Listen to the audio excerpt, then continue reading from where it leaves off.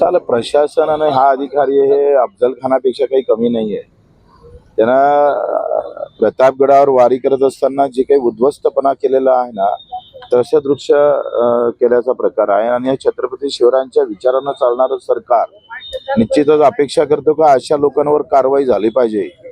आणि नाही झाली तर आमची भूमिका दिव्यांगाप्रती ठाम आहो. पहिले दिव्यांग आहे, मग सरकार आहे, मग पक्ष आहे. पहिले दिव्यांग आहे आमच्यासाठी, पक्ष आणि नंतर आहे. पक्षच या सरकार दिव्यांगासाठी शेतकऱ्यासाठी उभं राहिलं पाहिजे. ह्या भूमिका ठाम आहे. त्या अधिकाऱ्याचा निषेध करतो. आणि वेळ आली त्यांनी 24, 25, 26चा कोणताही दिव्यांग निधी वाटप केला नाही. अजूनही या दिव्यांगांना 6,000 रुपये महिना जो हक्काचा आहे संजय गांधीचा, तो भेटू शकला नाही. मग प्रशासन करतं काय? अशा सगळ्या व्यवस्थेच्या विरोधात लढण्यासाठीच आम्ही ह्या सगळ्या गोष्टी करतोय. आणि हे जर सुधारणा केली नाही, इथल्या संभाजीनगरच्या महानगरपालिकेनं यांचं निधी वाटप करावं तातडीनं. तो एकच्या अगोदरचा आयुक्त इतकं नालायक होतं तर 4 माराव्या आणि 1च मोजावा असं आयुक्त होतं.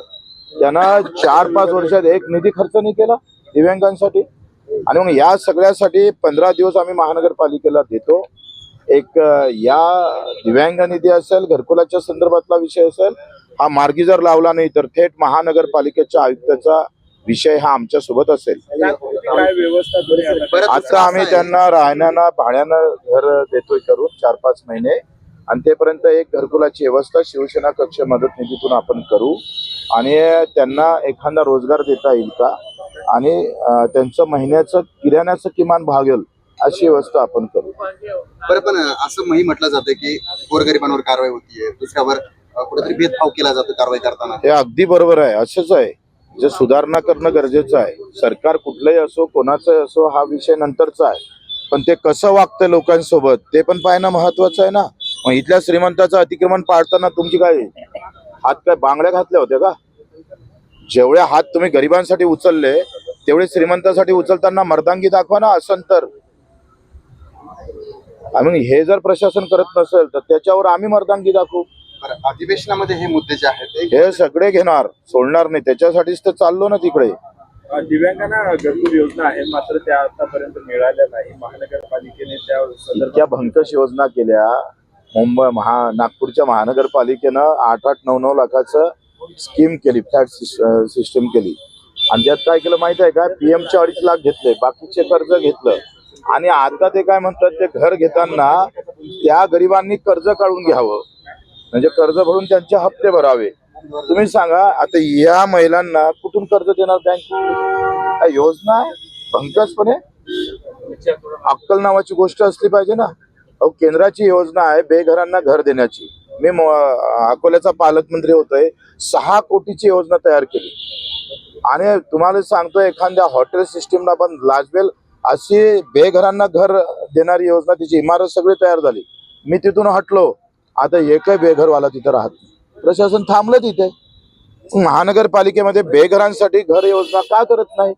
100% योजना केंद्र सरकार पैसे देतं आणि तुम्ही कर्जाच्या योजना काढताय गरिबांसाठी. काय मूर्खपणा आहे?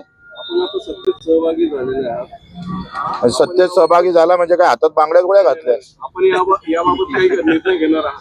बिलकुल निर्णय घेणार नाही, घेण्यास भाग पाडू. परिपत्रक काढायला लावू. शिंदे साहेबांना मी स्वतः भेटणार आहोत. का एखादं अतिक्रमण काढत असताना तिथल्या लोकांची उपासमार, पोटमार, त्यांचा उघडे संसार पडू नये. छत्रपतीने जे सांगितलं, सगळ्यांना पोटाशी लावावे, उपाशी ठेवू नये. हा छत्रपतीचा विचार सरकारच्या कृतीतून दिसला पाहिजे, तर छत्रपतीचं नाव घेण्याचा अधिकार आहे.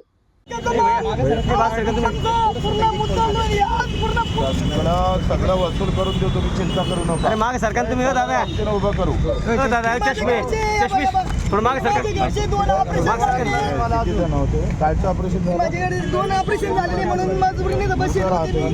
श्रीशंकर कॉलनी मध्ये राहतो. मग 15 वर्ष 2 मटके द्या त्या लोकांकडून. नाही थोडं मागे सरकार.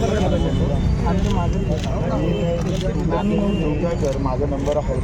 माझ्याकडे आहे. दुकानदार होते इथं आम्ही 5-6